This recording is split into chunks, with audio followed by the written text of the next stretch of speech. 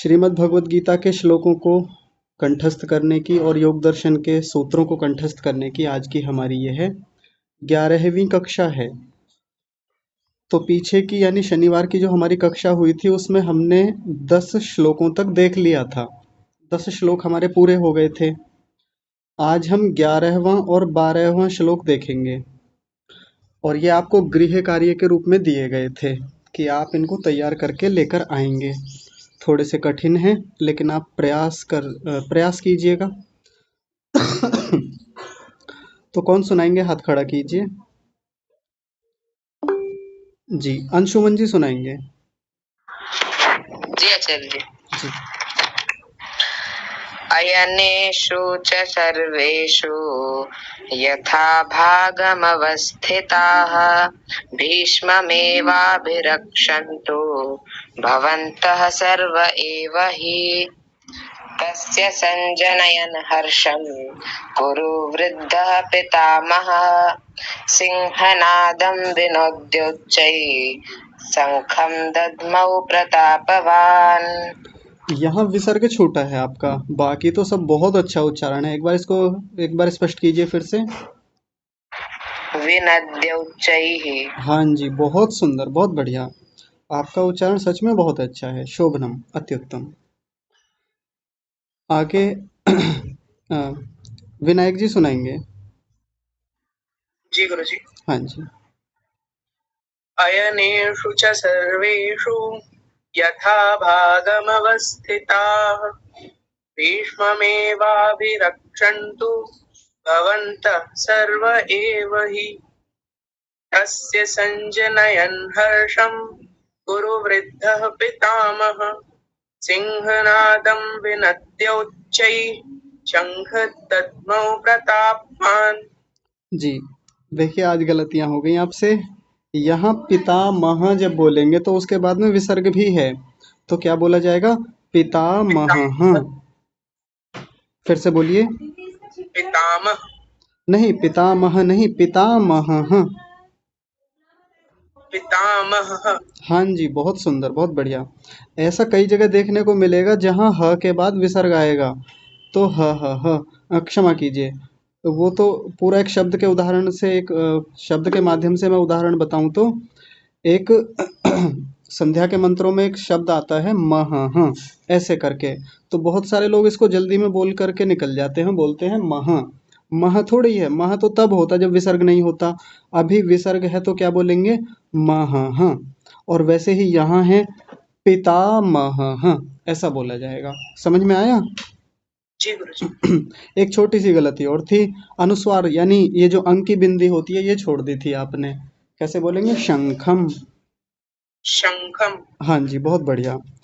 और बाकी मूर्धन्य शकार का जो आपका उच्चारण है ना वो तो अद्भुत है, बहुत ही सुंदर आप बोलते हैं। धन्यवाद जी ठीक है।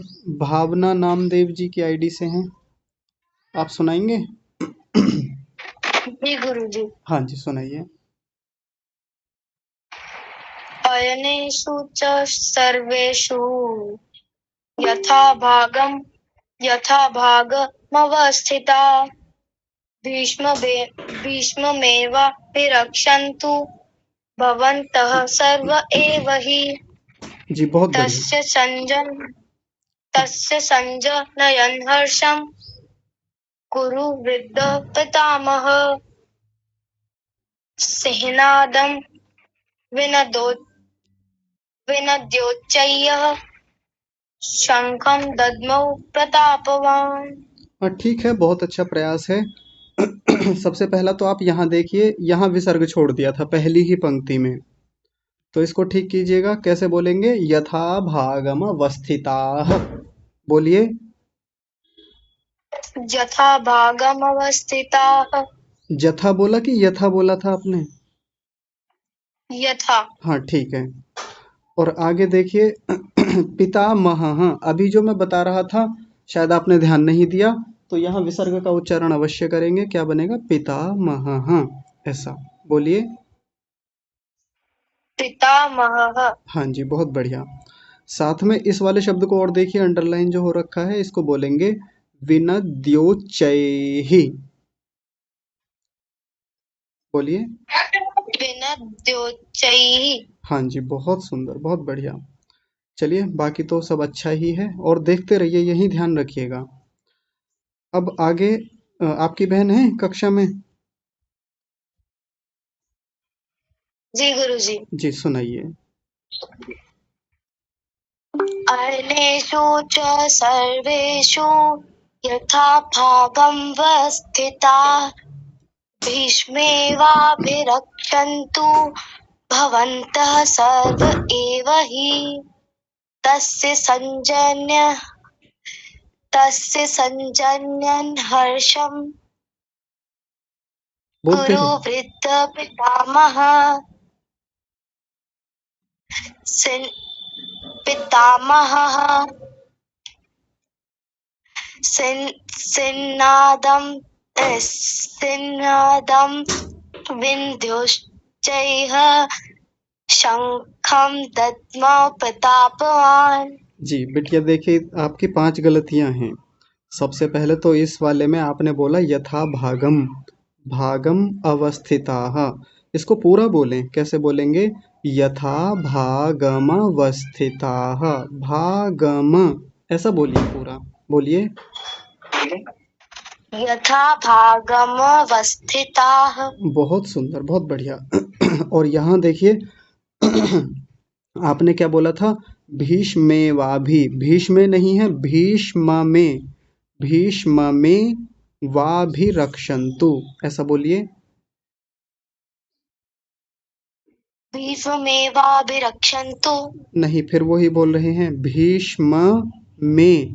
एक माँ तो यहाँ है और एक माँ बाद में है, तो क्या बोलेंगे? भीष्म में। भीष्मेवाभिरक्षन्तु। बहुत ही सुंदर उच्चारण, बहुत बढ़िया। और आगे देखिए, आगे संजनयन हर्षम, संजनयन, जनयन, जनयन, और न जो है वो हलंत है दूसरा वाला। संजनयन हर्षम, ऐसा बोलिए। सञ्जनन् जन हर्षम्। जनयन, जनयन, ऐसा बोलिए। जनयन्। हाँ जी, बहुत बढ़िया। आगे देखिए, सिंहनादम, सिंह, सिंहनादम, ऐसा बोलिए।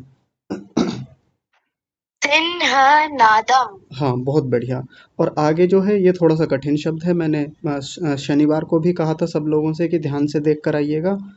विनद्योच्चैः, ऐसा बोलेंगे।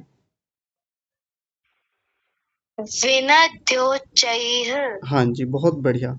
अलग करके बताऊंगा मैं अभी ने, आप यही ध्यान रखिएगा जब बाकी लोग सुना रहे हों। जी, प्रणब चौधरी की आईडी से हैं, आप सुनाइए। जी आचार्य जी। हाँ जी। अन्येषु च सर्वेषु यथा भागवमवस्थिताः भीष्ममेवाभिरक्षन्तु भवन्तः सर्व एव हि तस्य सञ्जनयन् हर्षं कुरु वृद्धः पितामहः सिंहनादं विनोदश्चैः शंखं दधमौ प्रतापवान। हाँ जी। देखिए, सबसे पहले तो यहाँ जो अंडरलाइन कर रखा है, इसको बोलिए एक बार। यथा भाग यथा भागम। यथा भागमवस्थिता। हाँ जी, बहुत बढ़िया, अभी ठीक है, इस बार ठीक कर लिया आपने। आगे देखिए, पितामहः, मैं बार बार बोल रहा हूँ, आप लोग इस विसर्ग को छोड़ जाते हैं। महः, ऐसा बोलिए। महः। हाँ जी, बहुत बढ़िया। और ये वाला शब्द जो है, विनद्योच्चैः, ऐसा बोलिए। विनद्योच्चैः। ध्यो नहीं, द्यो, विनद्योच्चैः। विनद्योच्चैः। ध्यो नहीं, द्यो, द्यो। विनद्योच्चैः। हाँ जी, ठीक है। बहुत बढ़िया, बहुत सुंदर। चलिए, आगे अभया सुनाएंगी।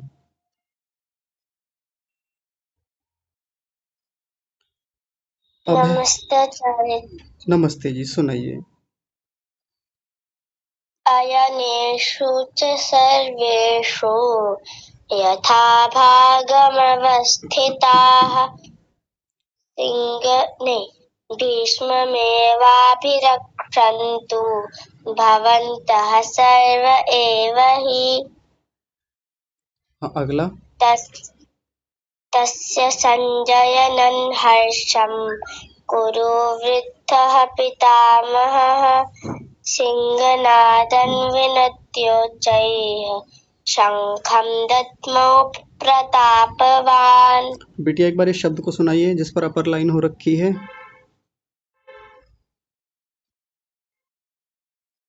संजनयन् हर्षम। बहुत बढ़िया, अब ठीक पकड़ा है। अलग करके मैं बताऊंगा अभी इसको लेकिन आप भी ध्यान रखिएगा, इसका बहुत सुंदर उच्चारण है आपका। और कौन सुनाएंगे? स्वेच्छा से सुनाइए कोई भी। बाकी दिनों में तो नंबर भी नहीं आता, आज कोई हाथ खड़ा नहीं कर रहे। प्रणाम गुरुजी, मैं सुनाता हूँ सर। प्रणाम जी, जी सुनाइए।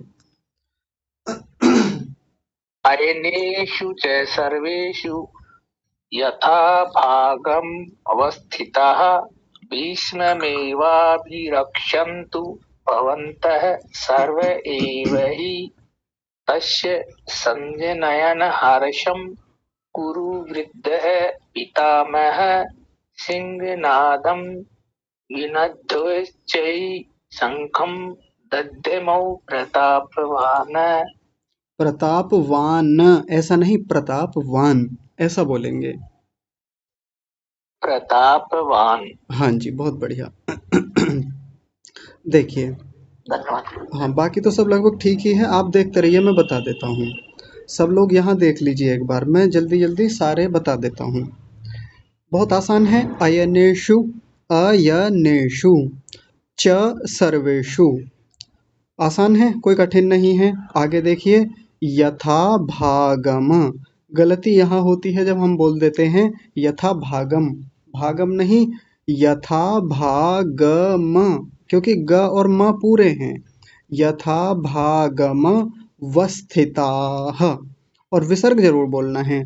कई लोग जल्दी जल्दी में उच्चारण करते हुए विसर्ग को भूल जाते हैं, ऐसा नहीं करना।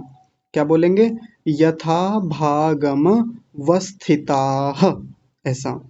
आगे है दूसरी पंक्ति, देखिए, भीष्म मेवा, अलग अलग कर लीजिए, ऐसा कर लीजिए तो आसान हो जाएगा। भीष्म मेवा, भीष्म मेवा, भीष्म मेवा भिरक्षन्तु, भिरक्षन्तु। अब एक साथ देख लीजिए, भीष्ममेवाभिरक्षन्तु, आसान हो गया।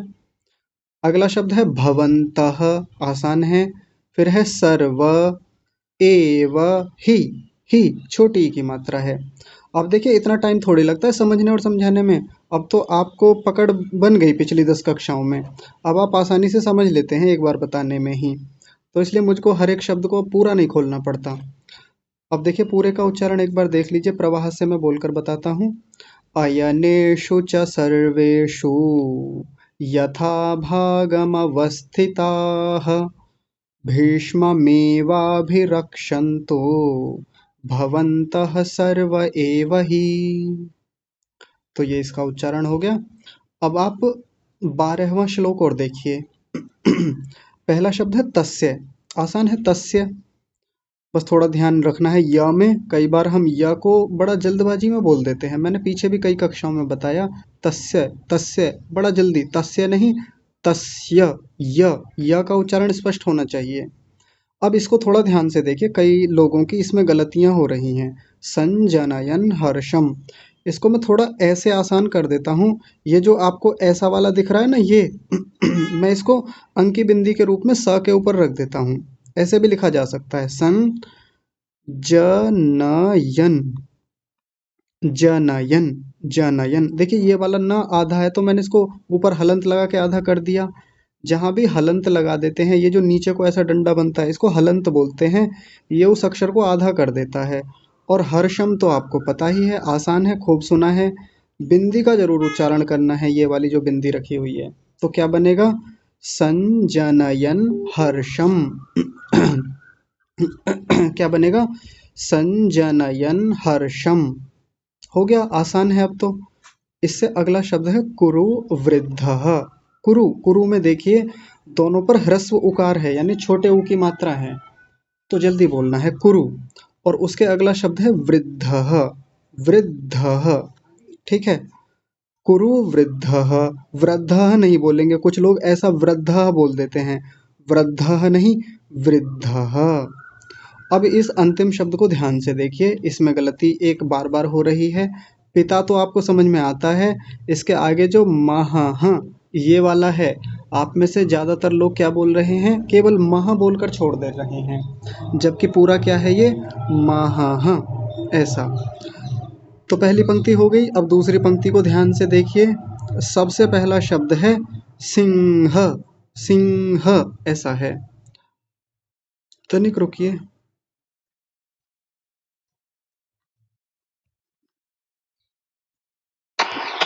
हाँ, अब देखिए सिंह, ह का उच्चारण बाद में आना चाहिए, नहीं तो कई बार इसको सिंह बोल देते हैं। जैसे किसी व्यक्ति के नाम के आगे सिंह लगा होता है ना, हमारी कक्षा में भी एक किरण सिंह ऐसा करके हैं, तो क्या बोलते हैं हम जल्दबाजी में? सिंह बोल देते हैं, सिंह, SING, सिंह वाला जो होता है वो नहीं, सिंह। सिंह, ये तो बिंदी की आवाज तो ई के साथ जुड़ जाएगी, सिंह ऐसा करके, सिंह ऐसा। नहीं तो शेर, ये शेर का ही नाम तो होता है, शेर को ही सिंह बोलते हैं, और हम कितने सारे लोग इसको गलत बोलते हैं। जंगल में एक सिंह आ गया था, सिंह, सिंह, कई बार तो सिंह बोल देते हैं। कैसे? सिंह, घ लगा देते हैं, सिंह आया था जंगल में, ऐसा बोलते हैं ना।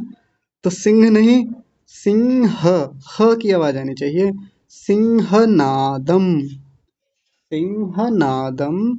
और अगला शब्द ध्यान से देखिए, मैं इसको खोल देता हूँ पूरा। विनद। यहाँ पर द हलंत है, ये आप ये वाला देख रहे हैं ना, इसको थोड़ा अलग बता देता हूँ मैं। आपने ये खूब पढ़ा होगा, ये बनता है द आधा और य पूरा, इन दोनों को मिलकर बनता है द्य। और बहुत सारे लोग इसको ध्यय बोलते हैं, ध्यय। जैसे विद्या होता है ना, विद्या, तो बहुत सारे लोग क्या बोलते हैं? विद्या, विद्या ऐसा बोल देते हैं। विद्या नहीं होता, विद्या होता है, विद्या। तो इसको द्य बोलना है, द्य। क्या बोलना है? द्य। द आधा है, य पूरा है, तो द्य ऐसा बोलना है। अब यहाँ देख लीजिए। तो इसका द मैंने अलग कर दिया, विनद और य को अलग कर दिया, यो चैहि। अब देखिए दो च हैं, एक च तो अकेला है और दूसरे च पर औ की मात्रा है। विनद्यो, विनद्यो। अब चाहे तो इनको जोड़ लीजिए आपस में, विनद्यो, और आगे है चैहि। क्षमा कीजिए, मैंने वो डंडा गलत लगा दिया है ना। ये ऐसा है, मुझसे गलती हो गई थी। विनद्योच्चैहि, विसर्ग का उच्चारण जरूर करना है। विनद्यो, विनद्यो, विनद्यो, यहाँ तक देख लीजिए, विनद्योच्चैहि ऐसा बोलेंगे, विनद्योच्चैहि। और इससे अगला शब्द है शंखम। ये थोड़ा अजीब सा लग रहा है ना आपको? वही जो शंख हम घर में बजाते हैं, मंदिर में बजाते हैं, ये वही वाला शंख है, बस इसको लिखने का तरीका दूसरा है। संस्कृत में ऐसे ही लिखा जाता है जैसे लिखा हुआ है। तो शंखम, ऊपर बिंदी भी है तो शंखम बोलेंगे। और आगे है दधमौ। आगे है दधमौ, दधमौ, औ की मात्रा है तो दधमौ बोलना है। और अंतिम शब्द तो आपका जाना पहचाना है, प्रतापवान। बड़ा ध्यान रखना है, प्रताप नहीं, प्रताप, प को भी पूरा बोलना है, प्रतापवान। न पर हलंत है तो वहीं रुक जाएंगे, हलंत नहीं होता तो क्या बोलते? जैसा सबसे अंत में श्रीमान जी ने बोला था अभी, वो बोल रहे थे प्रतापवान, न नहीं, प्रताप, क्षमा कीजिए, प्रतापवान ऐसा बोलेंगे। तो हो गया, थोड़ा सा कठिन तो है, एक दो बार के अभ्यास में ठीक हो जाएगा। मैं एक बार पूरे श्लोक का उच्चारण प्रवाह से आपको करके दिखाता हूँ, आप ध्यान से सुनिएगा। देखिए, तस्य संजनयन् हर्षम् कुरु वृद्धः पितामहः सिंहनादं विनद्योच्चैः शंखं दध्मौ प्रतापवान्। बस हो गया। दो चार बार जब आप ठीक से बोल लेंगे ना तो फिर जीवा को आदत हो जाएगी और याद हो जाएगा। तो गीता के हमारे 12 श्लोक पूरे हो गए हैं। कल के लिए आपको गृह कार्य 13वें और 14वें श्लोक के रूप में दिया जाता है। मैं समूह में भेज दूंगा। आप 13वां और ये 14वां जो श्लोक है आप इनको याद करके लाइएगा। याद करने का मतलब तैयार करके लाइएगा। आगे बढ़ते हैं, योग दर्शन के सूत्रों पर आते हैं। 10 सूत्र पूरे हो गए थे। आज हम 11वां और 12वां सूत्र देखेंगे। तो आप में से कौन सुनाएंगे? हाथ खड़ा कीजिए।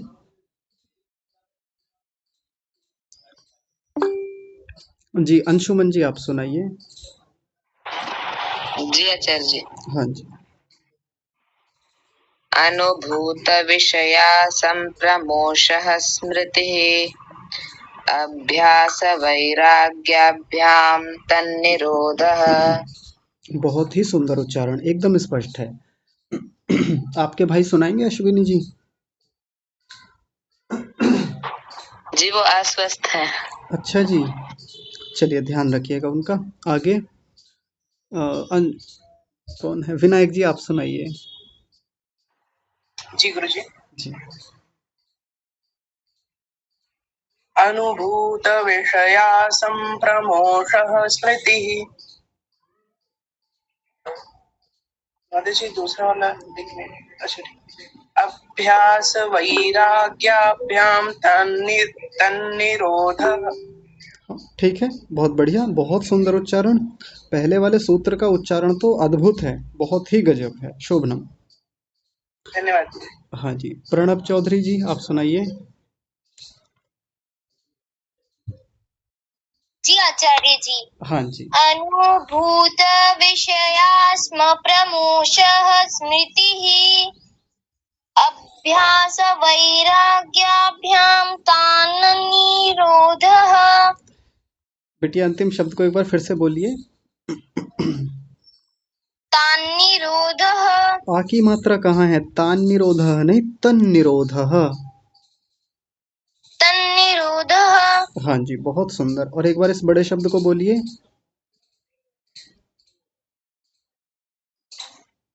विषयास्म प्रमोषः। स्म स्म विषया स्म ऐसा कहाँ लिखा हुआ है? विषया संप्रमोषः। विषया संप्रमोषः। बहुत ही सुंदर, बहुत बढ़िया। ये बात अच्छी है कि गलती हो जाए, एक बार में बता दिया, एक बार में समझ गए। शोभनम। आगे भावना नामदेव जी की आईडी से जो है आप सुनाइए। जी गुरुजी। हाँ जी। अनुभूत विषया संप्रमोष स्मृतिः जी। अभ्यास वैराग्याभ्याम तन्निरोधः। बहुत सुंदर, बहुत बढ़िया। ठीक है, बस थोड़ा सा ये जो मूर्धन्य शकार है ना, ये जो श षटकोण वाला श होता है, इसका उच्चारण अभी नहीं आ रहा क्योंकि मैंने बताया भी नहीं है अभी आपको। विनायक जी तो बहुत अच्छा कर रहे हैं, अभया बहुत अच्छा करती हैं, वंश बहुत अच्छा उच्चारण करते हैं इनका, क्योंकि इन्होंने पहले से सीखा हुआ है ये। तो अभी मैं बताऊंगा किसी दिन इनको। चलिए आगे कौन सुनाएंगे? अब हाँ गुरुजी मैं सुनाऊं? जी जी सुनाइए। अनुभूत विषया संप्रमोषः स्मृतिः अभ्यास वैराग्याभ्याम तन्निरोधः। दो गलतियां हो गई। वैराग्य, वैराग्य नहीं होता, वैराग्य होता है, वैराग्याभ्याम। और आपने सबसे अंत में क्या बोला? वैराग्याभ्याम। माँ को पूरा बना दिया, माँ को पूरा नहीं करेंगे, इसका उच्चारण करेंगे वैराग्याभ्याम। बोलिए। वैराग्याभ्याम। बहुत सुंदर, बहुत बढ़िया उच्चारण आपका, शोभना। चलिए आगे अभया आप सुनाएंगे। जी आचार्य जी। जी। अनुभूत विषया संप्रमोषः स्मृतिः अभ्यास वैराग्याभ्याम तन्निरोधः। आपका स्वास्थ्य ठीक नहीं है या सोकर उठे हैं? आचार्य जी सोकर उठी हूँ और स्वास्थ्य ठीक भी नहीं है। अच्छा जी, कोई बात नहीं, ध्यान रखिए। उच्चारण तो आपका हमेशा की तरह बहुत ही सुंदर है, बहुत बढ़िया जी। और कौन सुनाएंगे? अपने आप से बताइए जी। रौनक कुमार जी, आप सुनाइए।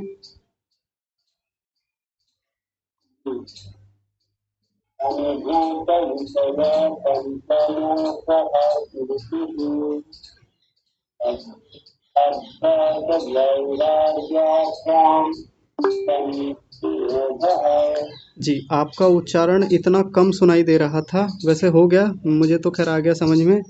पर मैंने पहले भी आपसे निवेदन किया था कि इस समय ब्लूटूथ आदि लगा रखा हो तो आप हटा लिया कीजिए कक्षा में। जब सुने तब लगा लें, जब बोलें तब हटा लें, ठीक है जी। हाँ, कोई बात नहीं। पुष्पा माता जी शायद सुनाना चाहती हैं, आप सुनाएंगे माता जी?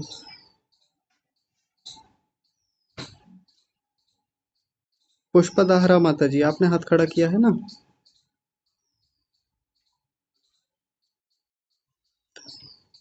चलिए ठीक है।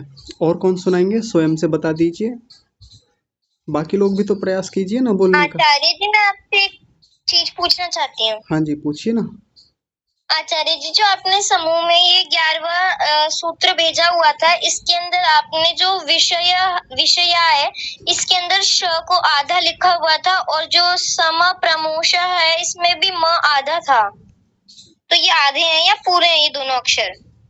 संप्रमोशः अच्छा रुकिए, एक तो संप्रमोशः वाला, और कहाँ, और कौन सा बता रहे हैं दूसरा? आचार्य जी, विषया में श आधा था। नहीं, विषया में तो श पूरा है जो मैंने समूह में भेजा है, और संप्रमोशः में माँ आधा है। ऐसा ही है ना, देख लीजिए। जी जी आचार्य जी। हाँ, तो देखिए, ये बिंदी की जगह ना आधा माँ भी लगा सकते हैं, मैंने जानबूझ करके लगा के ही भेजा था। वो कॉपी तो यहीं से किया था जो आपकी स्क्रीन पर है, लेकिन जिस समय मैं वहाँ इसको सेंड कर रहा था तो एडिट करके मैंने बिंदी हटा करके आधा म बना दिया था। तो चाहे बिंदी लगा लीजिए, चाहे चाहे आधा म लगा लीजिए, दोनों ठीक हैं। ठीक है जी हाँ जी। चलिए, बहुत बढ़िया, आप ऐसी छोटी छोटी बातों पर ध्यान रखते हैं, ये बहुत अच्छी बात है। और कौन सुनाएंगे बताइए? चलिए, कोई नहीं है तो देख लीजिए, मैं एक बार बता देता हूँ जल्दी जल्दी। सबसे पहला शब्द है अनुभूत विषय संप्रमोशः। अनुभूत, देखिए पहले छोटे ऊ की मात्रा है, फिर बड़े ऊ की है, तो छोटा ऊ जल्दी बोला जाता है, बड़ा ऊ थोड़ा सा लंबा खींचा जाता है। अनुभूत, अनुभूत ऐसा बोलेंगे। और आगे है विषया। कुछ लोग विषया को विषया बोल देते हैं, विषया यानी श को आधा कर देते हैं। जैसे हिंदी में भी विषय बोल देते हैं ना जल्दबाजी में, विषय विषय नहीं होता, विषय ऐसा होता है, विषय। तो अनुभूत विषया संप्रमोशः, संप्रमोश, और अब पीछे विसर्ग भी है, तो संप्रमोशः ऐसा बनेगा। और ये शब्द तो पीछे बताया ही था मैंने, स्मृति ही, स्मृति ही नहीं, स्मृति ही। अनुभूत विषया संप्रमोशः स्मृति ही, इसी के साथ जोड़ देंगे तो आसान हो जाता है, फिर ये बीच में ई नहीं आता, और लगाना भी नहीं चाहिए ई, जो बहुत सारे लोग ई लगा देते हैं ना, गलत उच्चारण है ई का। तो अनुभूत विषया संप्रमोशः स्मृति ही, ऐसा। आगे देखिए, दूसरा सूत्र जो है वो है अभ्यास। अगर केवल मैं हिंदी में इस शब्द को लिखूं तो आप लोग क्या बोलेंगे? अभ्यास बोलेंगे, लेकिन यहाँ क्या बोला जाएगा संस्कृत में? अभ्यास, अभ्यास, स को पूरा बोलेंगे, अभ्यास। और आगे है वैराग्याभ्याम। कुछ का उच्चारण कई बार क्या आता है? वैराग्य, वैराग्य नहीं, वैराग्य, ऐ की मात्रा, वै, वैराग्य, कुछ तो वैराग्य ही कर देते हैं सीधा, कुछ वैराग्य, कि इसको तो वैराग्य हो गया, वैराग्य नहीं, वैराग्य। ठीक है, तो पूरा क्या बनेगा? वैराग्याभ्याम, वैराग्याभ्याम ऐसे जुड़ जाएगा। तो पूरा शब्द क्या बनेगा? अभ्यास वैराग्याभ्याम, और इस शब्द को थोड़ा ध्यान से देखिए। एक बेटिया ने बोला था तान निरोधः नहीं तन निरोधः। इसमें एक न ऐसा है आधा तन और निरोधः को अलग कर लीजिए तो पूरा बनेगा तन निरोधः। आसान हो गया ना तन निरोधः। अभी ये दो न है, आप इसको त्र मत समझ लीजिएगा कभी, आप इसको ऐसे त्र जैसा समझ लें। त्र नहीं है, दो न है, एक न आधा है और एक न पूरा है। तन निरोधः ऐसा बन जाएगा। तो दोनों का एक बार प्रवाह से उच्चारण ध्यान से देखिए, मैं बोल रहा हूँ। पहले 11वां फिर 12वां। अनुभूत विषया संप्रमोषः स्मृतिः अभ्यास वैराग्याभ्याम तन्निरोधः, ऐसा इनका उच्चारण होगा। तो ये तो 12 सूत्र हमारे पूरे हुए। अब कल की कक्षा के लिए आपको 2 सूत्र और दिए जाते हैं, जिसमें आप 13वां सूत्र कल को तैयार करके लाएंगे और उसके साथ में 14वां सूत्र भी तैयार करेंगे। एक छोटी सी बात अभी आपको बता दे रहे हैं, जैसे पिछली कक्षाओं में आप में से कई बच्चे बोल रहे थे 12 को 12 बोल रहे थे 12। भाई ये जो एक संख्या होती है, एक नंबर होता है जो आपकी स्क्रीन पे मैंने लिखा है अभी, ये क्या होता है? बहुत सारे लोग बोल देते हैं 12 लिखा हुआ है, 12 12 12 बोल देते हैं कई बार। और हिंदी में लिखेंगे तो कैसे लिखेंगे? ऐसे 12 12। तो 12 को 12 ही क्यों ना बोला जाए? इसको क्यों बिगाड़ते हैं हम? ऐसे ही मैं एक नंबर लिखता हूँ ये वाला, इसको हम क्या बोलते हैं? 13। कई कुछ लोग तो 13 बोल देते हैं, 13। ये होता है ना हिंदी में 13, 13 थोड़ी ना होता है, ये 13 13 ऐसा बोलेंगे। ऐसे ही एक नंबर में लिख देता हूँ, इसको क्या बोलते हैं? 11। कुछ लोग बोल देते हैं 11, 11 थोड़ी होता है, 11 11 बोलेंगे इसको। तो जैसा जो है उसको वैसा ही बोलना चाहिए। अभी मैंने आपको केवल संकेतों में बताया है, अभी इनको ठीक से नहीं बताया है। किसी दिन सारी संख्याओं को हम सीखने का प्रयास करेंगे। सारी तो नहीं, मतलब जितना मुझसे संभव हो पाएगा उतना सीखने और सिखाने का प्रयास किया जाएगा, क्योंकि संख्याओं के उच्चारण भी हम गलत करते हैं अपने व्यवहारिक जीवन में। तो मैं आपको क्या कह रहा था? 13वां और 14वां ये सूत्र आपको कल तैयार करके लेके आने हैं। अब आगे चलते हैं। देखिए ये 2 प्रकरण हमारे पूरे हुए, गीता के श्लोक और योग दर्शन के सूत्र। आज एक छोटी सी चर्चा आप सबके सामने मुझे करनी है, बहुत इंटरेस्टिंग है, रोचक भी है, साथ में गंभीर भी है। सब लोग ध्यान से मेरी बात को समझने का प्रयास कीजिएगा। सब बच्चे ध्यान से सुनेंगे।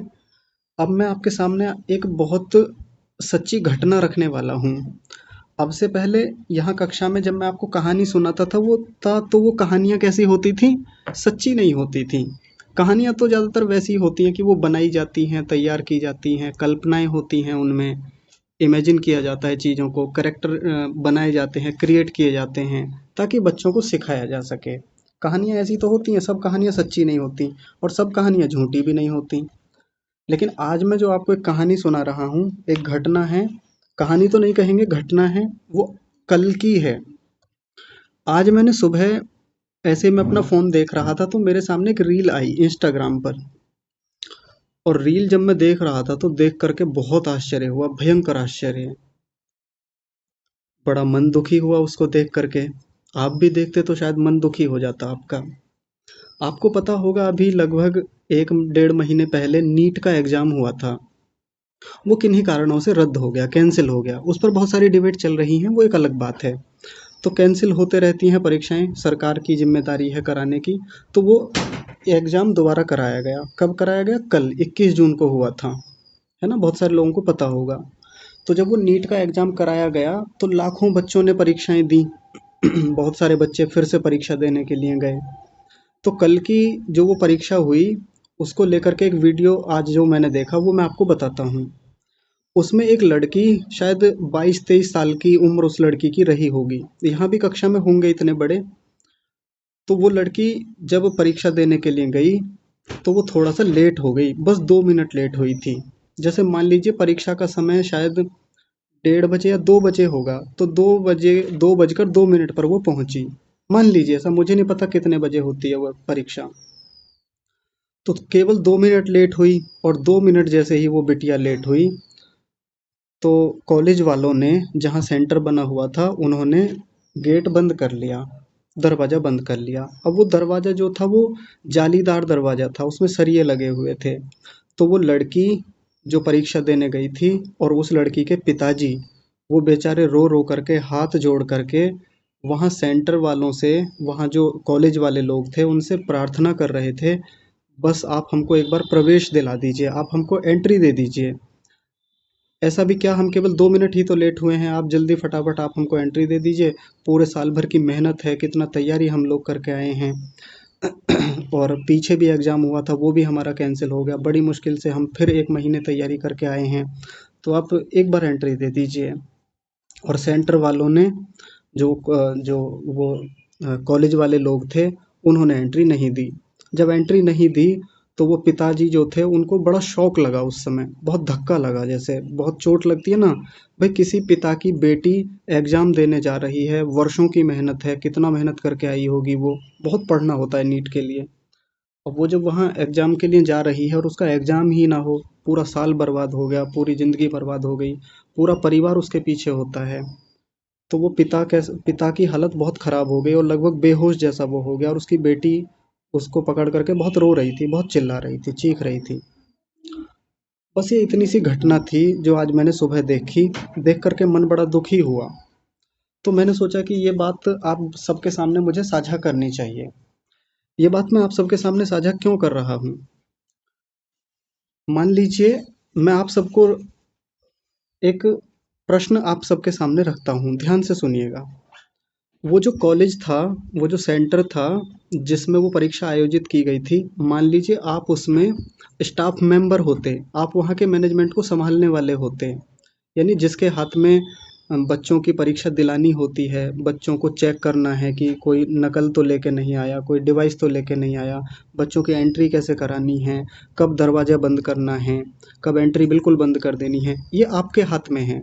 मान लीजिए मैं किसी का नाम लेके बोलता हूँ अभी इस समय, मान लीजिए दैविक जी हैं कक्षा में, तो दैविक जी को ये जिम्मेदारी दी गई कि आप के हाथ में ये पूरा सेंटर है और किसी को भी लेट एंट्री नहीं देनी, 1 मिनट भी कोई लेट आए तो आप उसको अंदर प्रवेश नहीं देंगे। ये ऊपर से सख्त निर्देश हैं आपके लिए। एक इंस्ट्रक्शन आपको फॉलो करना है, ऊपर से जो आपको मानक तय किए गए हैं, जो आदेश दिए गए हैं, आपको वो फॉलो करना है। तो दैविक जी के सामने ये समस्या है कि जैसे ही 2 बज गए, और निर्देश है कि जैसे 2 बजेंगे आपको कॉलेज का गेट बंद कर देना है, फिर चाहे कोई भी आए, कितना भी गिड़गिड़ाए, चीखे चिल्लाए, निवेदन करे, रोए, कुछ भी करे, आपको दरवाज़ा नहीं खोलना। तो दैविक जी बड़ी दुविधा में हैं। उनके सामने एक लड़की रो रही है, उसके पिताजी हाथ जोड़ जोड़ कर, जो कि बहुत गरीब हैं, जिन्होंने अपनी पूरी ज़िंदगी की कमाई लगा करके अपनी बेटी को पढ़ाया कि हमारी बेटी बड़े होकर के डॉक्टर बनेगी, नीट का एग्ज़ाम देगी और फिर आगे एमबीबीएस वगैरह की पढ़ाई करेगी। पूरी ज़िंदगी उस व्यक्ति ने लगाई अपनी बच्ची पे, और एक दिन ऐसा आया, एक मोमेंट ऐसा आया जब किसी कारण से वो बेचारे लेट हो गए। ट्रैफिक जाम हो सकता है, कोई और समस्या हो सकती है, गर्मी बहुत थी, तो इन सब कारणों से वो बेचारी लेट हो गई। और दैविक जी के हाथ में मान लीजिए वो मैनेजमेंट है, और जैसे ही 2 बजे इन्होंने अपने कर्मचारियों को, या जो गार्ड बैठे हुए होते हैं, उनसे कहा तुरंत गेट बंद करो। बाहर से वो बिटिया रो रही है, चिल्ला रही है, दैविक जी भीतर से खड़े होकर के देख रहे हैं। 2 ही मिनट एक्स्ट्रा हुए हैं, कोई बहुत बड़ी बाधा नहीं हुई है, कोई ऐसा नहीं है कि एग्ज़ाम हो गया है, आधा घंटा हो गया, 1 घंटा हो गया, ऐसा कुछ नहीं हुआ है। तो मान लीजिए बच्चों, आप सब उनकी जगह हो, दैविक जी की जगह हो, या स्कूल मेंबर, स्कूल का स्टाफ है, क्षमा कीजिए कॉलेज का जो स्टाफ है, आप उसकी जगह हो, तो आप ऐसी स्थिति में क्या करेंगे? आप उस बिटिया को भीतर एंट्री देंगे, या जो ऊपर से सरकार के आदेश आए हैं आप उनका पालन करेंगे? अब एक बात सुनिए ध्यान से, मैं पहले एक बात बता देता हूँ, मुझे पता है ज़्यादातर लोग क्या उत्तर देंगे। आप सीधा एकदम से बोलेंगे कि हम एंट्री दे देंगे, ऐसा बोलेंगे ज़्यादातर लोग। लेकिन आप याद रखिए, आपके ऊपर प्रेशर है, ऊपर से सरकार का आदेश है, या जो एजेंसी परीक्षा कराती है, एनटीए नाम है उसका, नेशनल टेस्टिंग एजेंसी, जो कि परीक्षाएं कराती है, अगर उसको पता चला ना कि आपने एक लड़की को 2 मिनट अतिरिक्त होकर भी एंट्री दे दी थी, 2 मिनट लेट आई थी और तब आपने एंट्री दी उसको, तो हो सकता है आपका जो ये सेंटर है वो सील हो जाए, और सील होने का मतलब है फिर उसमें कभी परीक्षा नहीं होगी, सब कुछ बर्खास्त कर दिया जाएगा। आपके ऊपर ये भी खतरा है। तो ऐसी स्थिति में बताइए कि आप क्या करेंगे? और बहुत कम समय है आपके पास, सामने पिताजी गिड़गिड़ा रहे हैं, बेटी भी गिड़गिड़ा रही है, और ऊपर से कानून है, आपके ऊपर नियम है, बहुत सारी बातें लादी जा रही हैं, थोपी जा रही हैं, तो बताइए क्या करेंगे? तो सबसे पहले दैविक जी बताएंगे, उन्हीं का हाथ खड़ा है। जी, आराम से बताइए सोच करके।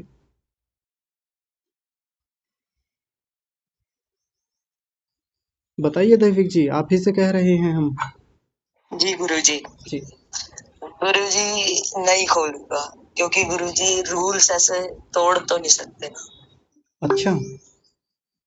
जी गुरुजी, वरना आज एक आया है, कल दो आएंगे, फिर बढ़ते चले जाएंगे। और मान लीजिए किसी दिन आप परीक्षा देने जाएंगे और आपने साल भर मेहनत की है, कई सालों से मेहनत कर रहे हैं, और आप भी लेट हो सकते हैं, याद रखें, सबके साथ हो जाता है भाई, घटनाएं हैं, सबके साथ हो जाती हैं, ट्रैफिक जाम था, घर में कोई बीमार हो सकता है, गर्मी कारण है, कोई और बीमारी हो सकती है। बताइए क्या मानवता नहीं है आपके भीतर कि भाई ह्यूमैनिटी के कारण किसी पर थोड़ी दया कर ले, 2 ही मिनट तो लेट हुए हैं। गुरुजी नहीं कर सकते, क्योंकि रूल्स तो तोड़े नहीं जा सकते, और अगर मेरे ऊपर भी है तो मुझे ज्यादा ध्यान देना चाहिए था उस चीज पे, अगर मैं कर रहा हूँ कोई चीज। अच्छा, मतलब अगर ऐसा कुछ होता है तो उसमें आप अपनी ही गलती मान के चलेंगे। जी गुरुजी। जैसे अभी सागर भ्राता जी ने लिखा कि ट्रेन भी लेट हो जाती है, कई बार ट्रेन लेट हो गई, अब हमारे हाथ में तो ट्रेन है नहीं कि हम ट्रेन को जल्दी दौड़ा लें, भगा लें, ट्रेन तो लेट हो जाती है कई बार। चलिए विनायक जी प्रयास करेंगे, विनायक जी बताएंगे।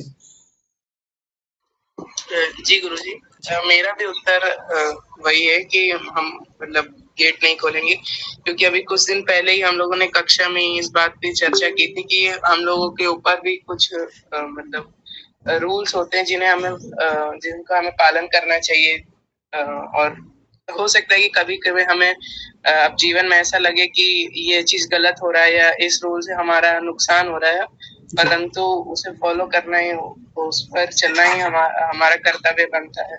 और ऐसे अगर कोई किसी के साथ ऐसा हो जाता है कि वो देरी से पहुंचता है किसी और की गलती के कारण, तो ऐसे में हम ही लोगों को ध्यान रखना चाहिए कि ऐसा हमारे साथ ना हो पाए। हमें पहले से ही सेंटर पर वहां पहुंच जाना चाहिए। अगर वो दूर है तो प्रयास करें कि एक दिन पहले ही पहुंचे, जी। क्योंकि आखिरकार जीवन तो हमारा ही मतलब हमारे जीवन की एक बड़ी परीक्षा है, तो हमें सारी मानक मान के चलने चाहिए। ठीक है। हाँ, मतलब जो एडमिट कार्ड होता है ना, जिसको लेकर के परीक्षा देने जाते हैं, उस पर भी लिखा होता है कि आप 1 घंटे पहले, 1.5 घंटे या आधे घंटे पहले सेंटर पर पहुंच जाएं, और लिखा होता है उस पर स्पष्ट कि ठीक 2 बजे वो बंद हो जाएगा, गेट बंद हो जाएगा, ऐसा लिखा रहता है। तो लेकिन मान लीजिए कोई बेचारा किसी दुर्घटना के कारण से, ट्रेन लेट होने के कारण से लेट हो गया किसी वजह से, तो कम से कम आपको इतनी आपके भीतर मानवता हो, सिंपैथी हो, इम्पैथी हो, किसी के प्रति सहानुभूति हो कि भाई चलिए, उसने बेचारे ने प्रयास किया, वो समय से घर से निकले थे, लेकिन एक ऐसा बड़ा इशू हुआ कि जिसके कारण नहीं आ पाए समय से, तो थोड़ा नियमों में ढील कर देना क्या ठीक नहीं होता? थोड़ा नियम में हम ढील कर दें हल्की सी। जी नहीं गुरुजी। अच्छा, आप सख्त बने रहेंगे वहां पर। जी। चलिए ठीक है, अभी विचार करते रहेंगे सब लोग, हम ऐसा कोई एक निर्णय नहीं बता रहे हैं, ये सबके अपने अपने विचार हैं, सब अपना अपना एक निर्णय निश्चय कर रहे हैं। जी, रौनक कुमार जी बताएंगे।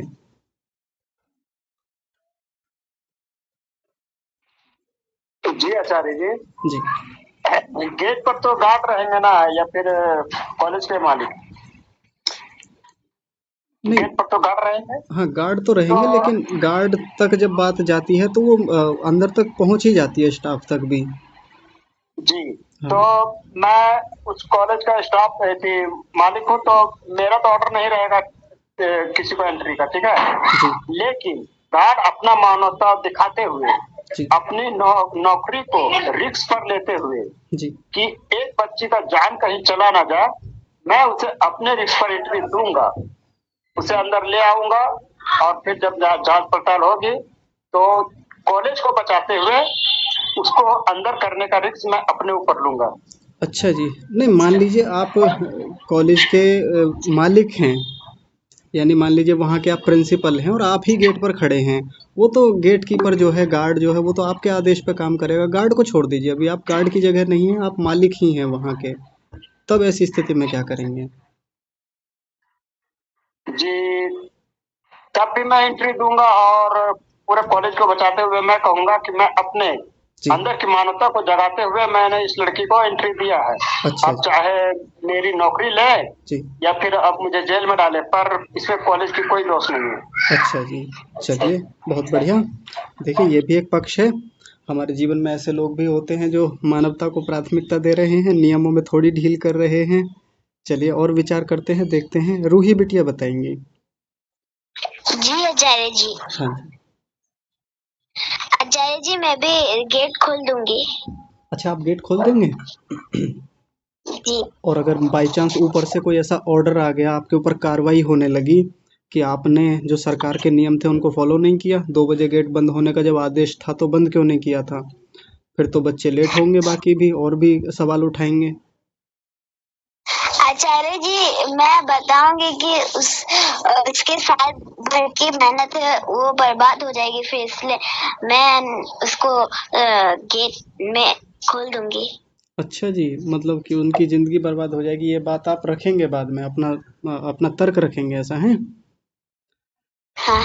चलिए ठीक है, बहुत बढ़िया। बहुत सुंदर।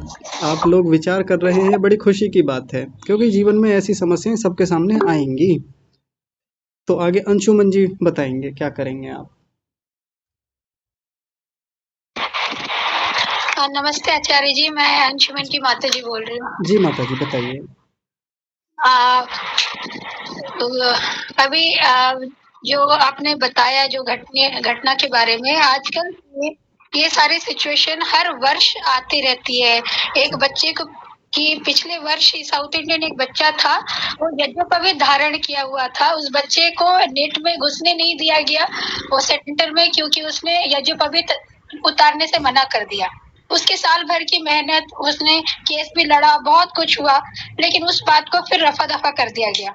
इस तरह हर वर्ष होते जा रही है। ये तूल इस प्रकार हो रही है, भ्रष्टाचार तो है ही, अंदर से करप्शन है ही, लेकिन साथ में ये भी हमें देखना पड़ेगा कि जेन्युइन लोग, स्पेशली जनरल कैटेगरी बच्चों को बहुत दुविधा हो रही है आजकल, क्योंकि ये नियम कानून जो बन रहे हैं जेन्युइन सिचुएशन को नहीं देखते हैं, और जो कहते हैं ना लिबरलाइजेशन, और जो एक बंदी बंधाई रूल्स रेगुलेशन है उसके अंतर्गत, और आजकल हाईटेक जमाना है, मोबाइल का जमाना आप जानते ही हैं, तो लोग सीसीटीवी कैमरा हर चीज के बलबूते पर हर चीज को तोलना चाहते हैं, लेकिन मानवता का गला घोट रहे हैं। वो पता ही नहीं लग रहा है कि जेन्युइन आदमी के साथ समस्या हो सकती, कितनी भी तैयारी कर लो, अगर भाग्य में कुछ विघ्न आना है तो वो आएगा ही। तो सामने वाला जो सेंटर सुपरिटेंडेंट होता है उससे समझना होगा कि जेन्युइन आदमी है या नहीं है। उससे समस्या आई थी कि ऐसे बनी बनाई बात वो बोल रहे हैं, तो ये चीज तो एक अपर हैंड होना चाहिए, एक पावर तो सरकार को देना ही होगा सेंट्रल सुपरिटेंडेंट को। अगर जनरल कैटेगरी या फिर जो जेन्युइन पर्सन है, चाहे कहीं के भी हो, उनको अगर मतलब उनका साल बर्बाद ना हो, क्योंकि मेहनत साधारण मेहनत नहीं होती है, बच्चे या माता पिता के पसीने की कमाई लगी होती है, तो इस चीज पर ध्यान देना होगा सरकार को निकाल। क्योंकि देखिए अभी पेपर लीक हुई, उसमें कोई एक्शन नहीं हुआ, तो हर बार कुछ ना कुछ विघ्न होता ही रहता है, मतलब कुछ निकाल नहीं पाते हैं, एक से एक स्कैम आपको निकलेगी। आप मान लीजिए कि स्कैम की मात्रा जरूर कम हुई है, लेकिन आपको हर जगह कुछ ना कुछ लूपहोल मिलेगी ही मिलेगी। जी माता जी, वो डिबेट का विषय है नहीं जो आप रख रहे हैं। मेरा बस इतना सा प्रश्न है, हमारे सामने एक एथिकल डायलेमा है, एक ऐसी दुविधा आके, सुनिए आप पहले सुन लीजिए, वो एक अलग डिबेट का विषय है, आप जिस विषय को रख रहे हैं। मैं बस केवल इतना कहना चाहता हूँ कि हमारे सामने एक सिचुएशन ऐसी आई कि अब एक बच्ची का जीवन सामने दांव पे लगा हुआ है, हम उसको प्राथमिकता दें या जो सरकार के रूल्स हैं हम उनको प्राथमिकता दें, बस इतना सा मामला है। मैंने क्या कहा, अभी तुरंत ही कहा कि वो सरकार जो सेंटर सुपरिटेंडेंट होती है उसे एक स्पेशल पावर मिलनी चाहिए, ताकि वो जेन्युइन पर्सन को जज कर सके। और सीसीटीवी कैमरा हर एक चीज है ही छानबीन करने के लिए, जैसे इससे पहले जो महानुभाव ने कहा था उस चीज पे गौर किया जाएगा। तो मानवता को ऊपर रखना ही चाहिए। हाँ ठीक है, चलिए बहुत बढ़िया। यानी थोड़ा बहुत नियमों में यदि ढिलाई दे करके किसी का जीवन बचता हो, जीवन बेहतर होता हो, तो हमको कर लेना चाहिए इतना। ठीक है, बहुत बढ़िया। आगे किरण सिंह जी हैं, आप कुछ कह रहे हैं? जी नमस्ते आचार्य जी। नमस्ते जी। आचार्य जी, हाँ आचार्य जी, यहाँ पक्ष जैसे कि गेट बंद कर दिएगा वो सही टाइम के अनुसार से बिल्कुल सही है। अनुशासन को कभी हम उल्लंघन नहीं कर सकते जी क्योंकि नियम हर जगह जो बनाया गया है उसका पालन पूरी कठोरता से होना जरूरी है। जी और बाकी बात है कि पिता के इस तरह हो जाने की, बेहोश हो जाने की, तो यह पिता की अपनी मानसिक परिस्थिति है। जी। वो उनकी अपनी गलती है कि वो ऐसा समझ रहे हैं कि उनकी बेटी के लिए यही जीवन है, अगर ये 1 साल बर्बाद हो गया तो वो कुछ नहीं कर सकती। ऐसा नहीं होता है कि मैं एक एग्जाम नहीं दे पाई तो इससे मेरा पूरा जीवन क्या, पूरा 1 साल मेरा बर्बाद हो गया। जी तो ये पिता की अपने सोच की गलती है कि उनको क्योंकि एडमिट कार्ड पे लिखा हुआ है आपको 1.5 घंटा 1 घंटा पहले पहुंचना है। जी तो पहुंचते समय ही वो समझ गए कि हाँ मेरा लेट हो चुका है। तो उनको अपने मानसिक विचार को पहले से ही सेट करना चाहिए कि हाँ एग्जाम नहीं भी मिल सकता देने के लिए। जी तो यहाँ पिता की अपनी गलती है, उसके में वे बेहोश हो गए इस तरह कर दिखाकर वो सहानुभूति ले, वो सही नहीं है। क्योंकि अनुशासन हर जगह बराबर चलता है और चलाना भी आवश्यक है। अच्छा जैसे परमपिता परमेश्वर ने जो अनुशासन बनाकर रखा है वो उनके विरुद्ध में नहीं चल सकते। तो अनुशासन सबके लिए बराबर है जी। उसका उल्लंघन अगर एक बार भी हो गया तो ऐसी परिस्थिति हर जगह कई बार आ सकती है। तो उस प्रकार से तो कभी 2 मिनट हुआ, कोई 5 मिनट हो गया था, उन्हें भी मिला था, हमें भी दे दीजिए जी। तो ये तो गलत होगा। अच्छा, ये चीज घर में हो जाए हमारे तो? जी घर में भी होगा तो नियम है। अच्छा, नियम अपने भी घर में होता है जी। नियम को प्राथमिकता दी जाएगी? जी क्योंकि अनुशासन जब पहले से अगर मालूम नहीं है, आपको मालूम नहीं है तो अलग बात है, लेकिन आपको तो मालूम है कि आपको 1 घंटा पहले पहुंच जाना है जी। तो वो तो आपको मानसिक रूप से आपको बना कर रखना होगा कि भाई हमें इतना लेट हो चुका, मुझे एग्जाम नहीं भी देने के लिए मिल सकता है, इसके लिए अब मुझे बेहोश नहीं होना है। आप अपने आप को मानसिक रूप से तैयार करके रखना चाहिए। चलिए ठीक है, वो भी एक विचार है, बहुत बढ़िया। ठीक है, सबके अपने अपने इस पर एक विचार है। और बात कर लेते हैं, सागर भ्राता जी कुछ कह रहे हैं। आप सभी को सादर नमस्ते। क्या मेरी आवाज आ रही है? हाँ जी, आ रही है, बोलिए जी। भैया मेरे इसमें 3 मत हैं जी। जैसे कि किरण माता जी ने कहा ना, मैं सहमत हूँ बाकी लोगों से भी। जो हमको रूल्स और रेगुलेशंस है उसका, उन नियमों को तो हमको पालन करना ही पड़ेगा जी। यदि ऊपर बैठे हुए लोग नियमों का पालन नहीं करेंगे तो फिर नीचे जो हमसे बैठे हुए वो भी ढीले होते चले जाएंगे जी। तो जैसे अभिभावक जो होते हैं यदि वो सख्त नहीं होंगे अनुशासन को लेके, तो नीचे के जो बच्चे हैं या शिष्य हैं वो भी फिर उनके जैसे हो जाएंगे। तो नियम तो सबके लिए एक समान होना चाहिए। हाँ और यही सब यानी कि शुरू से मांग होती है कि सबके लिए एक समान कानून हो जी। अब यहाँ पर 2 चीजें कि यहाँ पर जो मेन, जैसे कि आप बोलते कि मैं सुपरिटेंडेंट हूँ वहाँ का कॉलेज का, मैं ही देख रहा हूँ, तो यदि मेरे सामने ऐसी स्थिति आती है तो सबसे पहले तो मैं है ना, मेरे पास में जो गार्ड है या जो लड़के जो भी है, तो मैं सबसे पहले तो उस बेहोश पिता के पास में उनको भेजकर जो प्राथमिक उपचार है या जो संवेदना देनी है उनको एक मेंटल रिलैक्स देना है कि हम तुम्हारे दुख को समझ रहे हैं, मजबूर है। तो वो लड़की को मेंटल सपोर्ट और पिताजी को मेंटल सपोर्ट देंगे, उनको जो मेडिकल सहायता चाहिए वो देंगे। और रूल्स तो रूल्स होते हैं। और रही ये 2 मिनट वाली बात, तो भैया इसमें ऐसा है कि ये तो संशोधन की बात है, तो हम ये फिर क्या होता है कि हम सरकार से मांग कर सकते हैं कि यदि ऐसी आपातकाल स्थिति होती है तो हमको 5 मिनट तक का एक उसमें कुछ ऐसा संशोधित करें कि यदि कोई 5 मिनट तक लेट हो सकता है तो उसको आने की अनुमति दी जाए विशेष कारणों को चलते हुए। यदि वो कारण में वो सत्यता पाई जाती है कि इस कारण से लेट हो, जैसे ट्रेन का कारण है उसकी तो टाइमिंग अपडेट होती है जी। यदि इसे कोई कारण हो, ठोस हो, तो उनको 5 मिनट के अंदर अगर कोई लेट होता तो उनको आने दिया जाए। तो ये तो कानूनों के अंदर हमको संशोधन करवाना पड़ेगा, बाकी जो नियम है उसका पालन सभी को करना पड़ेगा। और बाकी लड़की को मेंटल सपोर्ट दिया जाए, काउंसलिंग की जाए ताकि वो कुछ गलत कदम ना उठाए, तो भैया ये बैलेंस हो जाएगा। हाँ। नमस्ते जी, बहुत बढ़िया, बहुत सुंदर। किरण शर्मा जी हैं, आप कुछ कह रहे हैं क्या? जी नमस्ते आचार्य जी। नमस्ते जी। हाँ, मेरे मत के हिसाब से तो एंट्री देनी चाहिए। अच्छा जी, मतलब नियमों में थोड़ी ढील कर दें, कोई दिक्कत नहीं है उसमें। करना चाहिए, थोड़ा मानवता तो दिखानी चाहिए। नियम ये मजबूर लोगों के लिए क्यों बनते हैं? जैसे अगर वो वहाँ का जो प्रिंसिपल था, अगर उसकी बेटी होती तो क्या उसे वो एग्जाम नहीं देने देता? बहुत सारे लोग होते हैं जो नियमों के पाबंद होते हैं, फिर बेटी हो, बेटा हो, अपने परिवार का कोई सदस्य हो, एंट्री नो एंट्री तो नो एंट्री, ऐसा भी होते हैं लोग। उसे शायद कोई देखने को मिले। नहीं, जो वास्तव में न्याय प्रिय लोग होते हैं ना, और सच में जिनको न्याय करना उनके स्वभाव का हिस्सा है, उनके लिए बेटा बेटी कोई मायने नहीं रखते, नियम सबके लिए बराबर है। खूब मिल जाते हैं ऐसे लोग भी। हाँ, मिल जाते हैं, पर जरूरी नहीं है कि वो उन्हीं उसी श्रेणी के हो। जी वो चलिए, जैसे हाँ ठीक है, चलिए, बहुत बढ़िया आपका प्रयास है। यानी मानवता को आप प्राथमिकता देंगे, थोड़ा बहुत रूल्स एंड रेगुलेशंस में या नियमों में थोड़ी ढिलाई कर दें, कोई दिक्कत नहीं है।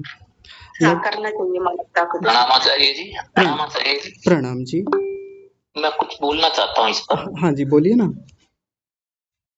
जी, अभी जो माता जी बोल रही थी और जो आप बोल रहे हैं वो बिल्कुल फैक्ट है। जी शाश्वत मेरे सामने की बात बता रहा हूँ कि जैसे रूल में होते हैं पक्के, जो आप बोल रहे थे ना, जैसे होते हैं अपने लिए भी मतलब रिलेबल नहीं होते हैं। जी 1991 में जब मैं कक्षा 10th में पढ़ता था, जी तो मेरे क्लास सहपाठी कक्षा 10 की परीक्षा दे रहे थे। हाँ जी उनके फादर प्रिंसिपल थे स्कूल के। जी तो वो पर्ची लेके आया था बच्चा, जी और उसको चेक करते समय किसी दूसरे ने देखा और उन्होंने प्रिंसिपल साहब की तरफ देखा। वो है, क्या बात है? बोला सर कुछ नहीं।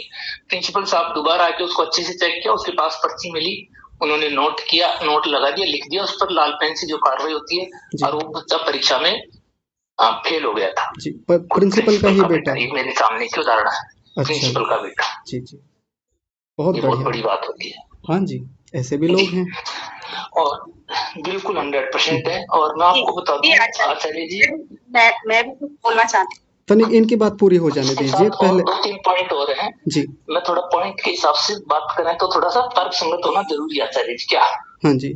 तो सरकार ने जो नियम बनाए हैं हमारी सुविधा के लिए बनाए हैं, तो हमें उसको फॉलो करना चाहिए। हाँ जी। लेकिन हर एक नियम के साथ में ही पावर डेलीगेशंस कुछ दिए जाते हैं उनको। जी। जो सेंटर अधीक्षक होता है उसको पावर दिए जाते हैं, और जो जिले पे सेंटर होता है, जिले स्तर पर एक उच्च अधिकारी नियुक्त किया जाता है। जी।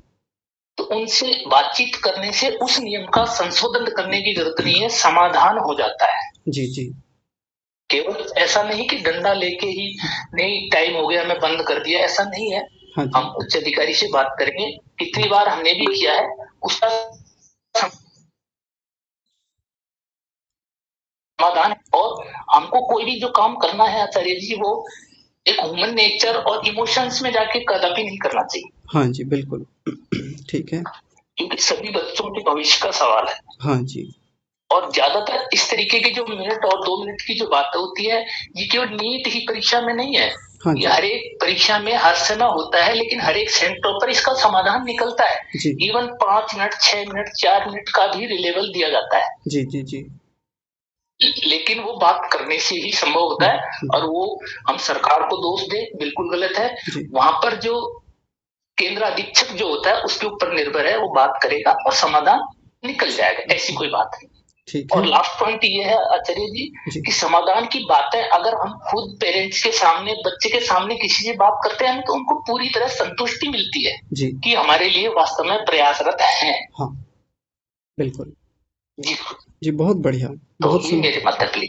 हाँ, बहुत अच्छी अच्छी जानकारियां आपने दी।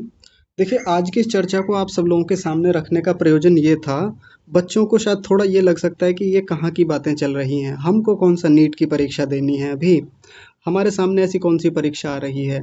लेकिन बच्चों, परीक्षा देने तो आप जाते हैं, एग्ज़ाम तो आपके अभी भी होते हैं, और जब आप स्कूल जाते हैं, मान लीजिए डेली स्कूल जाते हैं, तो स्कूल का भी एक टाइम होगा सुबह का कि 8 बजे स्कूल जाना है।